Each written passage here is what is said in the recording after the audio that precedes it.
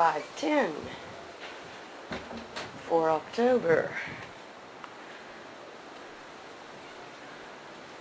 Winds have picked up. Typhoon Krosa has become Cat 4. It no longer is supposed to directly hit Ishigaki as of 1 this afternoon when I looked at Google Earth, and the outlying system as wrapped around it looks as though it would probably affect us, but not as dramatically. As I said, the winds have picked up somewhat. Still not that bad though, and we're not in any typhoon condition.